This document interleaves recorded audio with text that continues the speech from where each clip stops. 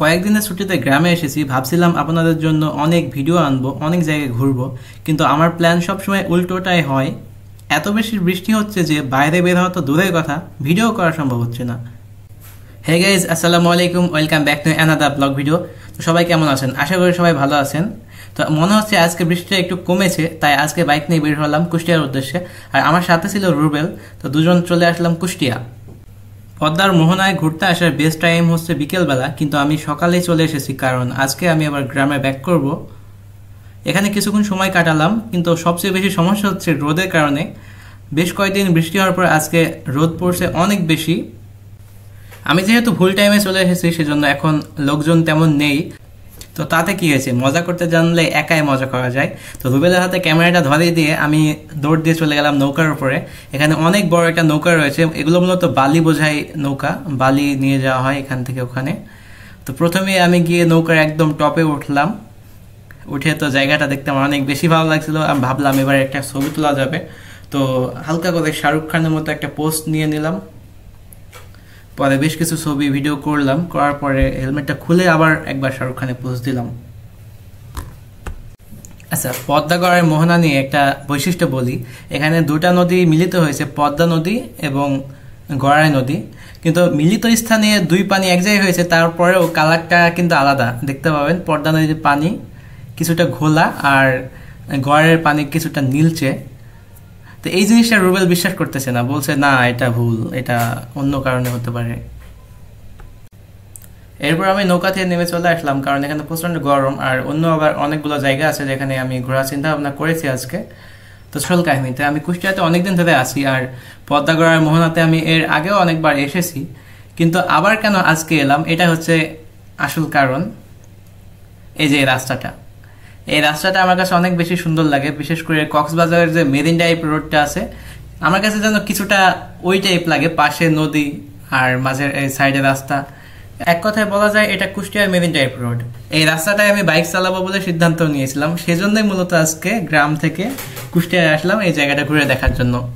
এটাই ছিল আমার মূল উদ্দেশ্য, পদ্মাগড়ার মোহনাতে আসা। তাছাড়া এর আগে আমি অনেকবার মোহনাতে এসেছি। তো এখন আমরা মোহনাকে বিদায় জানিয়ে আবার শহরের দিকে চলে যাচ্ছি। হরিপুর ব্রিজের নিচে কিছুটা সময় কাটিয়েছি, কিন্তু সেই ক্লিপগুলো দিচ্ছি না কারণ ভিডিও অনেকটা বড় হয়ে যাচ্ছে। আর এই ব্রিজটা আমার কাছে অনেক বেশি ভালো লাগে। আর যারা কুষ্টিয়া শহরে আছে তারা জানে যে এখানে কি পরিমাণ ভিড় হয়। শুক্রবারে লোকজন অনেক আসে এখানে, আমিও মাঝে মধ্যে আসি। আপনারা আসলে আমার সাথে দেখা হবে ইনশাল্লাহ। রাস্তা মোড় পার হয়ে এসে ভাবছিলাম যে একটু পৌরসভার ভিতরে যাব, গিয়ে আমি একটু বসবো পুকুর পাড়ে, কিন্তু পৌরসভার সামনে এসেই দেখি অনেক মানুষের ভিড়। হয়তো কোনো ঝামেলা হয়েছে বা কোনো আন্দোলন চলছে, যেটা এখন স্বাভাবিক। তো পৌরসভাকে অ্যাভয়েড করে আমি এখন চলে যাচ্ছি রেনিক বাঁধের দিকে, কারণ ওই জায়গাটা মোটামুটি নিরিবিলি রয়েছে, ওখানে গিয়ে কিছুক্ষণ বসা যাবে ঠান্ডায়। তো রেনিক বাঁধে চলে আসলাম। আসার পর এখানে 20 টাকা করে টিকিট কাটলাম, টিকিটের ভিতরে ঢুকে গেলাম। ভিতরে ঢুকতে দেখি দুইটা পরী দুই সাইড থেকে আমার হাই জানাচ্ছে, কিন্তু আমি তাদের উত্তর দিলাম না, কারণ এই পরীদের উত্তর দিলে অন্য পরীরা রাগ করবে আবার। রেনিক বাঁধ কুষ্টিয়া শহরের উপকণ্ঠে গড়াই নদীর তীরে অবস্থিত।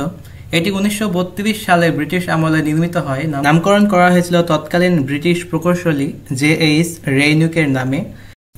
কুষ্টিয়ার মধ্যে রেইনুক বাঁধটি আমার কাছে বেশি সুন্দর লাগে, কারণ বাঁধের চারপাশে সুন্দর পরিবেশ, নদীর দৃশ্য আর খোলা বাতাস থাকায় মানুষ এখানে বিকেলবেলা বসতে পছন্দ করে।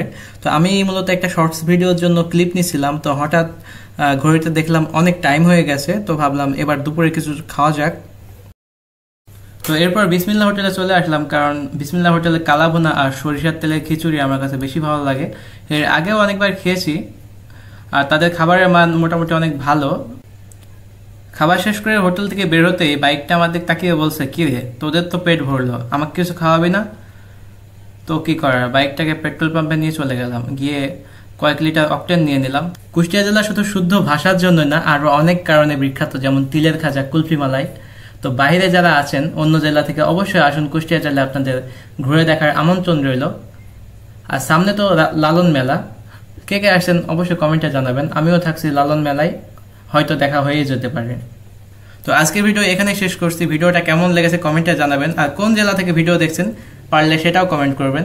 তো ভিডিওটা ভালো লাগলে একটা লাইক দিবেন আর সাবস্ক্রাইব করে সাথেই থাকবেন। দেখা হচ্ছে পরের কোনো ভিডিওতে। আসসালামু আলাইকুম।